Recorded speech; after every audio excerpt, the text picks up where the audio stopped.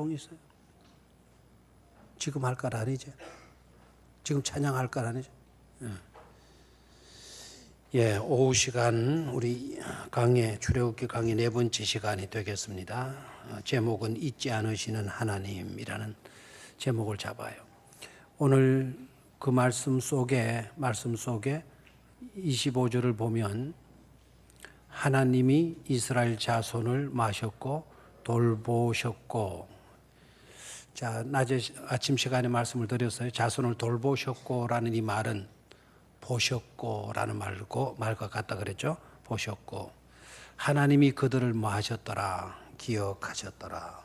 기억하셨다라는 것은 잊으셨다는 겁니까? 잊지 않고 계신다는 겁니까? 잊지 않고 계셨다라는 뜻입니다. 출애굽기 내용은 여러분들이 지난번에 말씀을 드렸죠. 핵심 주제는 자유다. 또 하나는 역사다. 역사. 그 역사에는 몇 종류의 역사가 있다 그랬어요? 2년 전에 강의한 거라서 아마 기억이 안 날 겁니다. 역사는 몇 가지 역사로? 두 가지 역사. 히스토리의 역사, 게시 히크테의 역사. 예? 그런 히스토리 역사는 사실적으로 기록하는 거. 언제 몇월 며칠 날 어떤 사건이 있었다, 뭐 몇 명이 죽었다, 뭐 이렇게 기록해 나가는 거. 그 다음에 또 하나의 역사는 뭡니까? 간정. 해석이 들어가고 간정이 들어가고 신앙 고백이 들어가는 역사. 그 사건이 갖는 의미가 뭔가, 그 의미적인 면으로 기록해 가는 역사가 또 있어요. 출애굽기의 역사는요, 물론 사실적인 역사의 기록도 되지만 그보다 더 중요한 것은 그 역사 속에 하나님이 어떻게 개입하셨나, 그때 당시 이스라엘 백성들은 어떠했나, 그들 속에 역사하신 하나님은 어떤 식으로 역사를 하셨나, 그 역사의 결과로 이스라엘 백성들은 어떻게 되었나, 어떤 신앙 고백을 갖게 되었나 라는 것을 보여주는 성경이 바로 어느 성경이다? 출애굽기 성경이다라는 거예요. 자, 주된 지도자 한 분을 하나님께서 이제 등장시키잖아요. 하나님이 구속사로 쓰실 그 사람. 모든 역사는 하나님이 주관하셔요. 하나님이 섭리하시고. 그렇죠? 그러나 하나님은 하나님 혼자 하시는 것이 아니고 누구를 통해서 일하신다? 사람을 통해서 일하셔요. 그 사람을 통해서 일하시는데 그때 당시에 하나님께서 들어서 쓰신 인물이 누구냐? 그 사람을 통해서 일하신다 그랬는데 그 사람이 누구냐? 그 사람이 바로 누구라고요? 모세다라는 거, 모세다. 모세 이야기가 1장, 2장에 소개되고 있어요. 물론 3장에서도 모세 이야기가 등장이 되고 있죠. 자, 여러분 질문해 봅니다. 모세의 부모는 누구죠? 모세의 부모의 이름. 알면은 제가 커피를 또 한 잔 사야 되겠네요. 지난번에 청지기 교실인가 처음 청지기 교실 성경 공부에 오셔가지고 너무 반가워가지고 제가 커피를 한 잔 사준다 그랬더니, 그래서 제가 사주는 커피 한 잔 마시고 공짜로 마시고 그날 열 몇 잔을 사고 갔대요. 이건 부담스럽더라고요. 자, 모세의 부모가 누굽니까? 아버지가 좀 제발 알아주고, 이거는 알면 좋아요. 알면 좋아요. 자, 아므람 좀 알아줘요. 아므람. 아버지는 누구라고요? 아므람.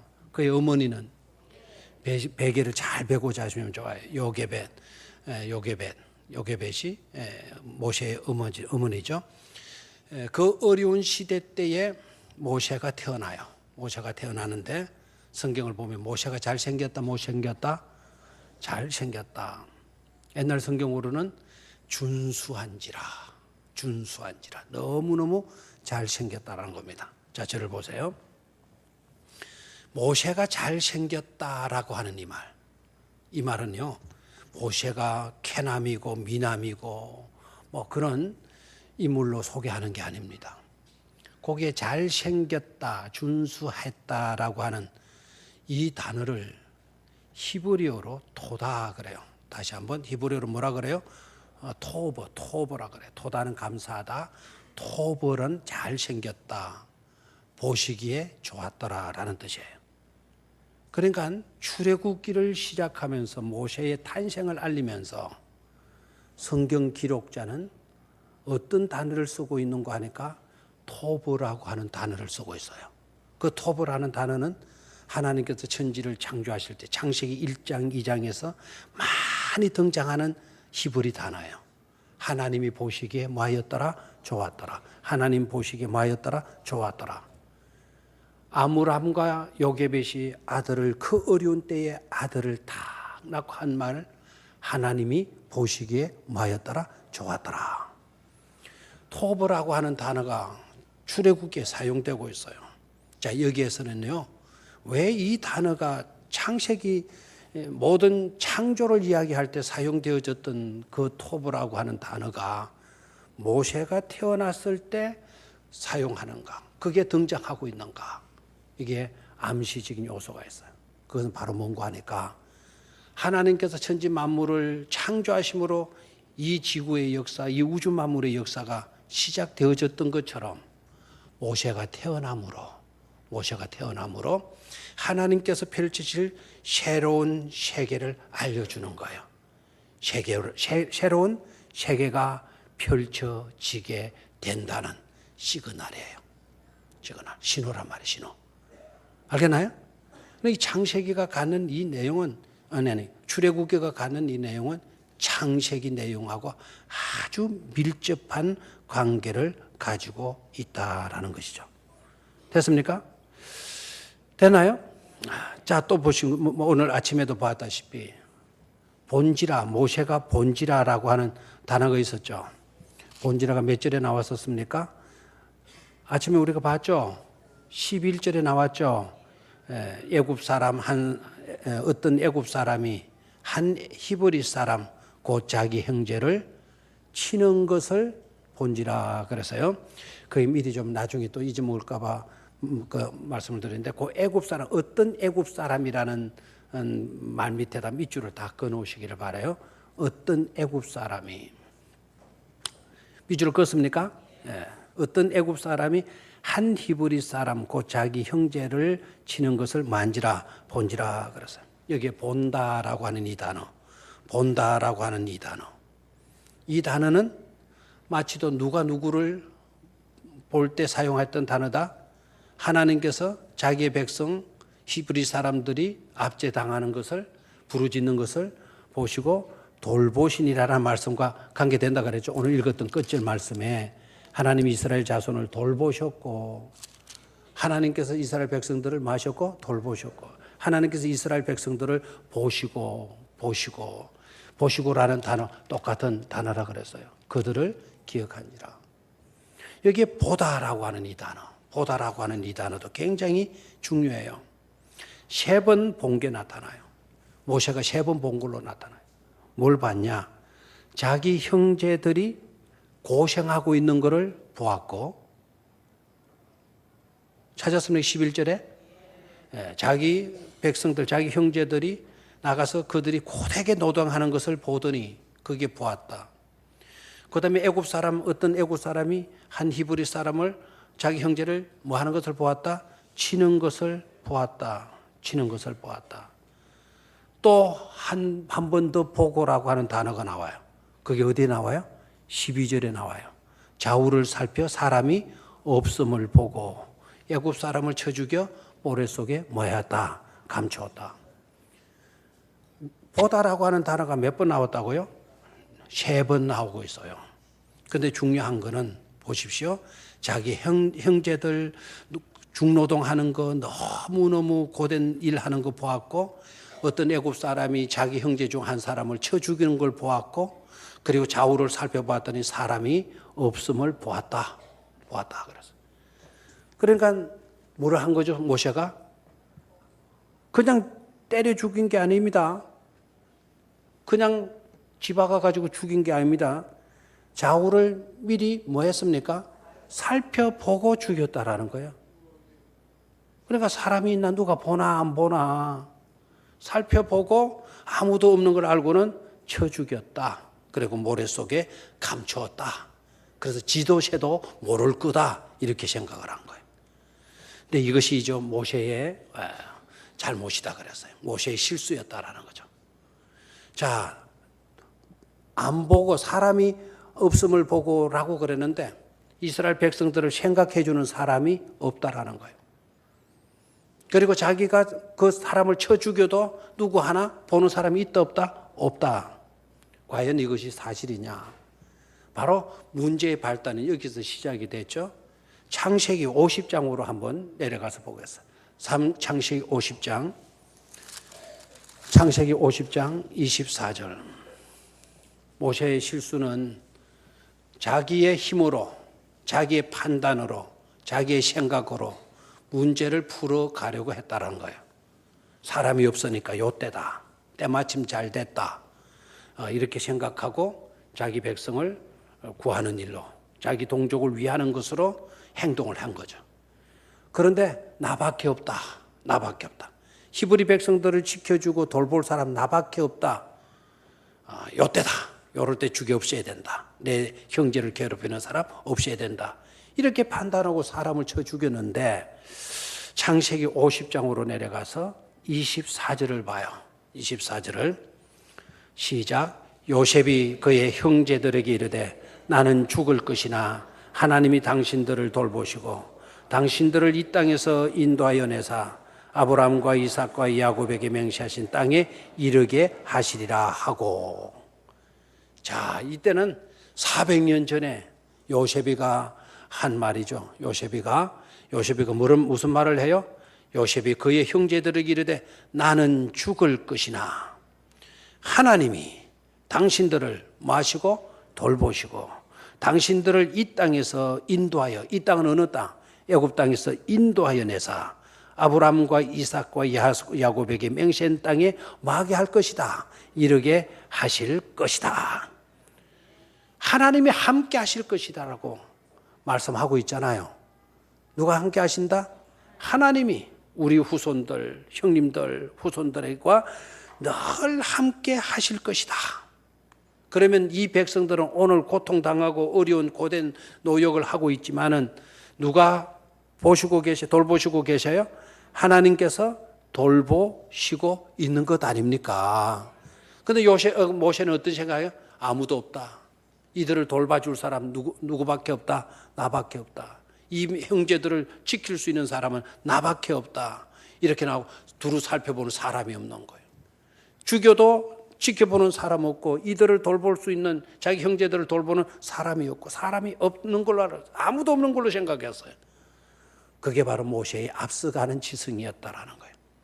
그것 때문에 사람을 죽이는 물리적인 방법으로 문제를 풀어가려고 하는 그런 잘못을 낳게 된 거죠.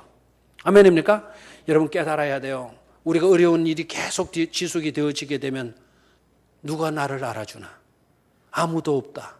사방팔방 돌아봐도 나를 생각해 주는 사람 아무도 없다. 누가 나를 지켜주나? 아무도 없다. 나는 내 톨이다. 나는 던져진 존재다. 내동댕이 쳐진 그와 같은 처량한 존재다. 이런 생각하지 마시기를 바랍니다. 주를 믿는 저와 여러분들은 우리 주님께서 약속하셨죠? 세상 끝날까지 항상 내가 너와 함께 하시리라 말씀하세요. 혼자가 아닙니다. 절대로 혼자가 아닙니다. 누가 함께 하신다고요? 하나님이 함께 해주시고 하나님께서 우리를 돌보아 주실 줄로 믿습니까? 자, 다시 2장으로 넘어와서요. 2장 그 뒷부분으로 와서 자, 아침에 우리가 또 이제 쳐 죽였는데 이튿날 나가 보니까 히브리 사람들 형제들끼리 자기들끼리 또 뭐합니까? 또 싸우는 거예요. 그래서 왜 이렇게 하느냐라고 아주 선의를 가지고 타일렀죠, 그죠? 어찌 이렇게 하느냐? 어찌 이렇게 하느냐? 왜 동포를 치느냐? 어찌하여 동포를 치느냐? 우리는 다 한 족속이고 한 형제고 한 자매들이고 어떻게 보면 한 가족들이나 다름이 없는데 왜 싸우느냐? 이렇게 치고받고 싸우느냐? 그래서요. 그랬더니 14절 뭐라 그랬나요? 그가 이르되, 그가는 누구죠? 잘못한 사람이죠. 잘못한 사람이 잘못하고 있는 사람이 말을 합니다. 누가 너를 우리를 다스리는 자와 재판관으로 삼았느냐? 이렇게 나왔죠. 자, 이 말의 모순을 제가 말씀을 드렸어요. 모세는 바로의 공주의 아들이기 때문에 재판할 수 있다 없다, 다스릴 수 있다 없다. 지금 히브리 민족은 애굽의 바로의 다스림을 받고 있잖아요. 앞으로 바로의 그 왕의 직은 자동적으로 누구에게 넘어가기로 되어져 있습니까? 바로에게는 다른 아들이 없다 그랬어요. 공주 하나 있고 공주도 아들이 없어요. 그래 양아들로 공주가 받아들였어요. 그러면 그 나라의 대권 주자는 누구밖에 없는 겁니까? 모세밖에 없어요. 그러면 모세가 다스릴 수 있는 권한이 있어요, 없어요? 있어요. 재판할 수 있는 권한도 있어요. 그러는데 이렇게 대드는 거예요. 이것은 바로 또 뭘 의미하는 거 아니까? 모세가 자기 동족을 위하고 하나님의 일을 한다고는 하지만, 그러나 그 돌봄을 받는, 지도를 받는 백성들 가운데 끊임없는 어려움을 겪게 될 것이다라는 것을 보여주고 있어요. 계속해서 그 백성들이 다른 사람이 아니고 자기가 그들을 위해서 애쓰고 수고하는 그 백성들로부터 뭘 받는 것을 나타내 보이고 있는 거 아니까 도전받게 되는 것을 말해주고 있어요. 그래 지도자의 길은 쉬워요, 어려워요? 어려워요. 좋은 일 하지만 그들을 위해서 일해주지만, 그들을 지켜주고 그들을 보살펴주는 그런 일들을 하지만, 그러나 그들은 몰라준다 이 말입니다. 지도자는 외로울까요? 아주 행복할까요? 누가 알아줘요? 누가? 하나님밖에 알아주실 분이 없는 거예요. 여기에서도 자기 백성들로부터 계속해서 좋은 일 하지만 도전받게 될 것임을 말해주고 있어요. 자, 그 다음에 또 내려가 봐요. 이제 바로가 이제 죽이려고 하니까 이제 모세가 도망을 쳐서 15절 어디로 갑니까? 어디로 가서 머물러요? 미디안 땅에 머물며, 미디안 땅은 이때는 광야예요, 광야. 그 광야에 머물면서 하루는 어디 곁에 앉았더라? 우물 곁에 앉았더라라는 거예요. 우물 곁에 앉았더라. 거기에도 우물 곁에라는 말을 단어 밑에 밑줄을 그어놔요. 우물 곁에. 우물이 갖는 의미가 또 굉장히 중요한 겁니다. 특정한 장소를 이렇게 말해줄 때에는 거기에 들어있는 의미가 있다라는 걸 깨달아야 돼요. 자, 우물 곁에 앉았더라. 그 우물은 어떤 우물인지는 잘 모르겠지만은 일단 우물 곁에라고 하게 되면, 지금은 여러분들 우물이 있어요, 없어요? 병영에 있긴 있어요. 저 산전 우물이 있어요. 옛날에는 우리가 물 기르려면 그 우물로 다 갔죠. 그래서 우물 곁에는 온갖 정보가 거기에 다 모이는 거예요. 우리 시어머니가 어땠다, 아무개 며느리가 시어머니하고 붙어가지고 그냥 막 쫓겨나다, 온갖 이야기가 정보가 오고 가는 곳이 어디입니까? 우물 곁에요, 우물 곁에. 지금은 집안에서 딱 털면 수도가 나오기 때문에 집안에 다 처리가 해결이 되지만, 옛날에는 물 마시러 우물 곁에 나가는 거예요. 그럼 이 집 저 집 정보가 거기에 다 오는 거예요. 아무개 신랑이 늦게 돌아단다, 야, 막 이런 식으로 온갖 소문이다. 아무개가 시험에 떨어졌단다, 아무개가 뭐 어디 회사에 됐단다. 우물교에서 다 주고받는 거예요. 그리고 우리 옛날 노래에서도 앵두나무 뭘까요? 시골 처녀 바람 나네. 그 우물가에서 막 바람 다 나는 거예요. 우물 곁에라고 하는 이게 여기에서도 우리 성경적인 배경도 굉장히 뿌리 깊고 있다라는 것을 깨달아야 돼요. 자, 우물 곁에 어떤 사건이 있었느냐? 아브라함이 자기 며느리감 이삭의 아내 며느리감 구하기 위해서 엘리에셀이라고 하는 종을 보내잖아요. 종을 보내는데 그 아브라함의 며느리감 종이 자기 주인의 아들의 며느리감을 구하기 위해서 가는데, 놀랍게도 우물 곁에서 누구를 만나요? 리브가를 만나잖아요. 우물 곁에서 역사가 다 일어난다. 야곱이가 그의 사랑하는 아내 라헬을 만났던 곳도 어딘 줄 알아요? 역시 심작으로 알면 돼요. 그것도 역시 어디 있을까요? 우물 곁에라는 거예요. 수가성 여인도 참 불행하게 살던, 너무나도 비극적인 살던, 자기의 신분을 노출시킬 수 없는 그런 형편 속에서 살던 안타까운 여자, 그 여자가 메시아를 만나는 행복감에 자기의 신분도 모두 다 잊어버리고 동네마다 쫓아다니면서 와보라, come and see, I saw him, 나는 그를 보았다. 바로 성경에서 예언했던 그 예수를, 그 메시아를 내가 뭐했노라? 보았노라. 네? 우물가에서 역사가 일어나는 거예요. 그 우물 곁에 앉았더라라고 하는 이것은 새로운 역사가 다시 시작되어지는 것을 예표하고 있는 것입니다. 그랬더니 그 우물 곁에 어떤 일이 일어났어요? 러우엘의 딸들이 양떼를 이끌고 물 먹이기 위해서 오잖아요. 그렇죠? 그 여성들이 양떼를 몰고 다니니까 못된 남자 목동들이 또 어떻게 해요? 추격하고 해코지 하려고. 근데 그걸 누가 막아요? 누가 막아요? 모세가 막아요. 자, 저를 봐요. 이 모세를 상상해 보는 게 굉장히 좋아요. 모세는 애굽에 뛰어난 학문을 받았다 그랬죠. 6살 때까지는 어머니로부터 무슨 교육 받고 신앙 교육 받고, 그리고 그 이후로는 40살 되도록까지 애굽 최고의 고등학문을 배우게 돼요. 그 고등학문만 배운 것이 아니고 뭐까지 배웠다? 무술, 체력 단련까지 배운 거예요. 태권도가 뭐, 합기도가 얼마, 쿵호가 얼마, 막 이렇게 체력 단련 받은 거예요.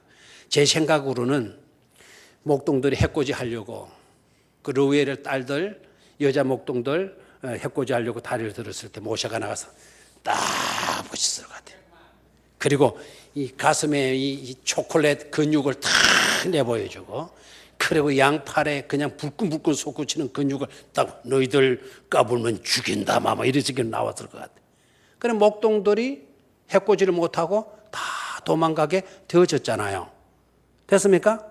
옛날 같으면 폭력을 썼을 거예요. 돌로 쳐서 아니면 옆차기로 쳐서 죽였을 건데 깨달은 바가 있는 거예요. 실패를 통해서 놀라운 교훈을 얻은 거예요. 지난번에 내가 폭력을 행사해서 폭력으로 물리적인 그와 같은 힘을 가지고 문제를 풀어가려고 했더니 오히려 그와 같은 방법은 더 심한 문제를 안게 되더라고요. 그래서 폭력은 해답이 아니다라는 걸 깨달아요. 그래서 평화적인 방법으로 좋은 말 할 때 돌아가라고 착해서 설득시켜가지고 돌아가게 만들잖아요. 그리고는 양떼들에게까지 뭘 먹여주었다, 물을 먹여주었다라는 거예요. 다시 한번 성경으로 갑니다. 자, 딸들이 이제 막 남자가 도와주니까 물 먹이는 속도가 빠른 거예요. 그래서 집에 돌아가는 시간이 빨라진 거예요. 아버지가 물어요. 어떻게 해서 오늘 이렇게 일찍 왔냐? 20절입니다. 19절 시작. 그들이 이르되 한 애굽 사람이 우리를 목자들의 손에서 건져내고 우리를 위하여 물을 길러 양떼에게 먹였나이다라고 여기에. 자, 이제 우리 성경 강의 시간이니까 성경을 좀 깊이 있게 들여다봐야 돼요. 강의가 아니면 또 이렇게 하나하나 세부적으로 들여다볼 수가 없어요. 거기에 양떼, 애굽 사람이, 한 애굽 사람이라는 그 말 밑에다가 밑줄을 또 끊으셔요. 아까 밑줄을 끊었고, 이거 어디서 반 구절인데 싶으잖아요. 한 애굽 사람이, 아까도 뭐 밑줄을 그라 그랬는데, 그때 그게 어디 있지 하고 생각이 떠오릅니까? 한 애굽 사람이. 자, 그 말이 19절에도 나오고 있죠. 자, 아까는 몇 절에 있었나요? 한 애굽 사람이, 어떤 애굽 사람이, 역시 11절에 있었고, 이번에는 몇 절에 나타나요? 19절에 나타나고요. 한 애굽 사람이 누구냐 이거죠. 자, 저를 봐요. 지금 이 말은 그 러우엘의 딸들이 자기 아버지에게 한 말이에요. 그럼 여기에서 한 애굽 사람은 누구를 가리킬까요? 모세를 가리킨단 말이에요. 근데 실제적으로 모세는 여러분 아시다시피 애굽 사람입니까? 아니면 히브리 사람입니까?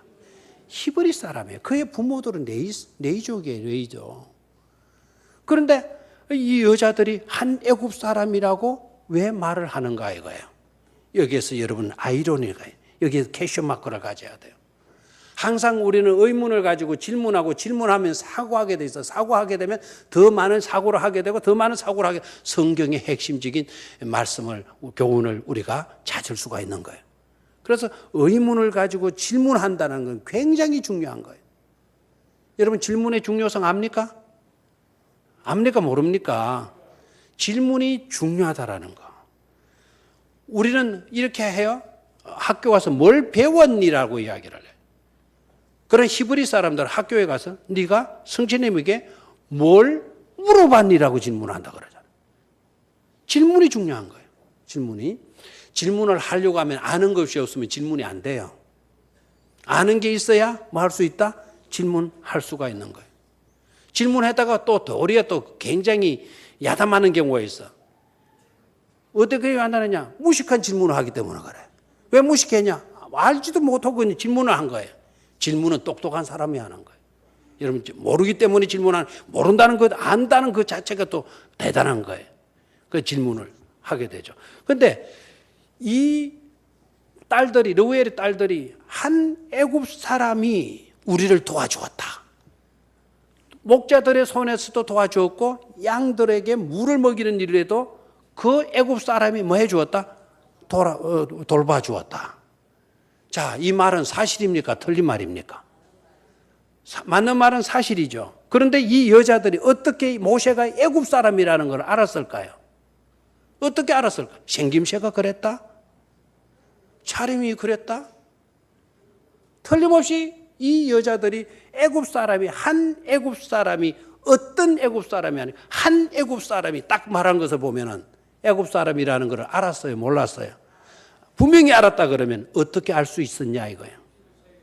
피부색이 틀렸다. 같습니다.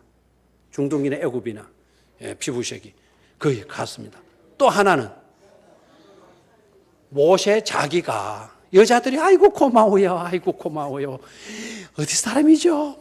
간동성기나 좀 해주세요. 뭐 이렇게 나왔을 거 아닙니까?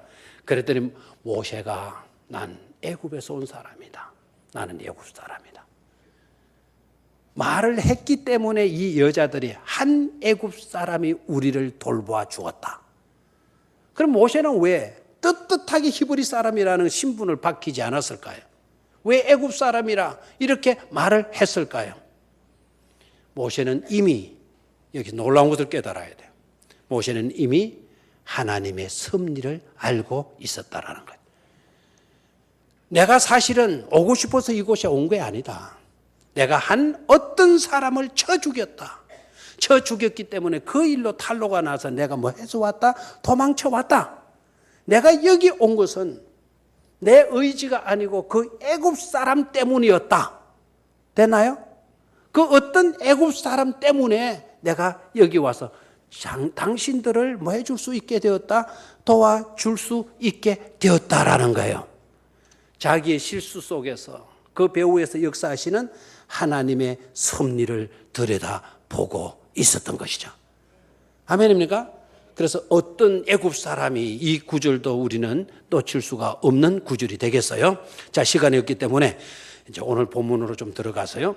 23절, 25절 다음에도 조금 우리 강의 시간이니까 좀 빠진 건 좀 보충하고 해도 좋겠죠. 23절에서 여러분이 눈여겨봐야 될 거는 탄식하다 라는 말에다 밑줄을 긋고, 탄식하다 나왔습니까? 23절에 탄식하며 부르짖으니, 탄식하며 부르짖으니, 부르짖는 소리가, 그 다음에 밑으로 내려가서 24절에 하나님이 그들의 고통 소리를 들으시고, 밑줄을 긋습니까? 그럼 탄식하다, 부르짖다, 부르짖는 소리, 고통 소리. 그것은 누구의 입에서 나오는 소리입니까? 누구의 입에서 나오는 소리? 이스라엘 백성들의 입에서 나오는 소리예요. 그들의 입에서 나오는 소리는 탄식하는 소리, 부르짖는 소리, 또 부르짖는 그와 같은 소리, 또 고통 소리밖에 없는 거예요. 그런데 놀라운 거는 또다시 여러분들이 밑줄을 그어보시기를 바라요. 그러면 아하, 또 하는 놀라운 깨달음이 오게 될 겁니다.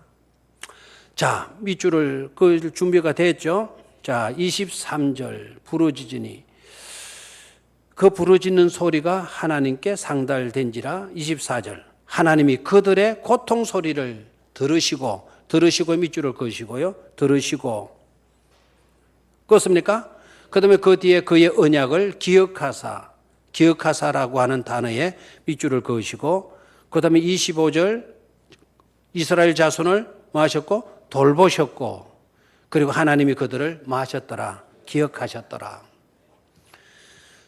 인간된 우리가 하는 것과 하나님이 하는 행위를 대조시키고 있어요. 인간은 부르짖을 수밖에 없는 존재, 인간은 탄식할 수밖에 없는 존재, 인간은 고통의 소리를, 비명을 지를 수밖에 없는 그런 존재라는 것. 그래서 아까 우리 이스라엘 백성들이 히브리 백성들이 한 동사가 몇 개였다 그랬어요. 탄식하다, 부르짖다, 부르짖는 소리, 고통 소리. 몇 개로 나옵니까? 4개로. 그러면 하나님이 거기에 대해서 어떻게 반응하시느냐? 하나님의 반응이 몇 가지로 나타나고 있어요. 들으셨다, 기억하셨다, 보셨다, 아셨다.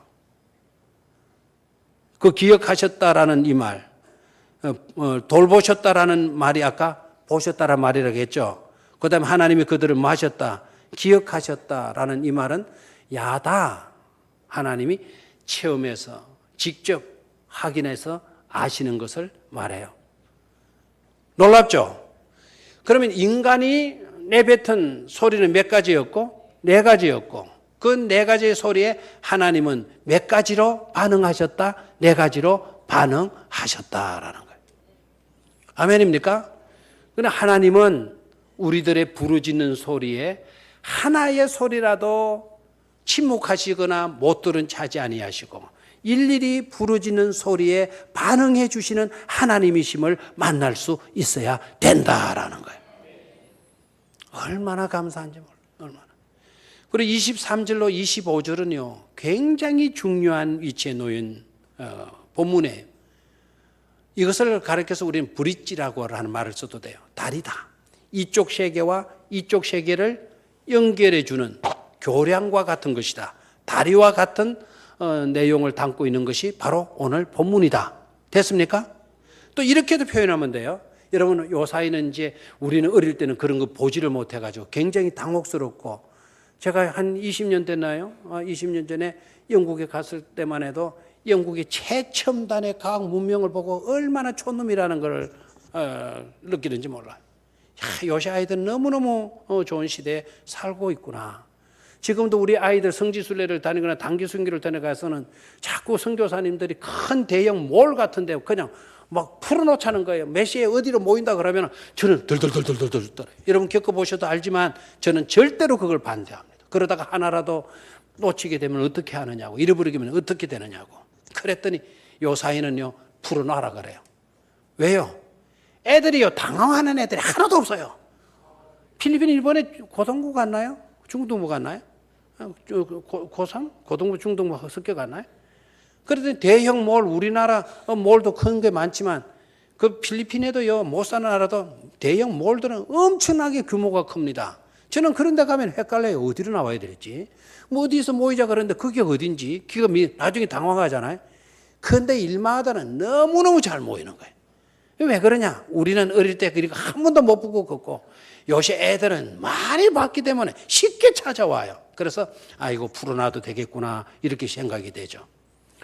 여러분 제가 몇 번이고 실수하고 겁먹고 있었던 거는 회전문 알잖아요. 회전문 빙 돌아가면은 들어가가지고는 밀고 나가는데 하시 들어가가지고는 어떻게 해야 될지 모르고 그러니까 뒤에 와서 뭐가 꽝 치고 나가려고 하니까 어디로 나가야 될지도 모르겠고 정말 당황했어요. 회전문과 같은 역할을 하는 본문이 오늘 우리가 읽은 이 석절의 말씀이에요. 그래서 여러분 지혜로운 사람이라면 그 석절 말씀 앞에다가 회전문 이렇게 써놔도 괜찮을 것 같아요.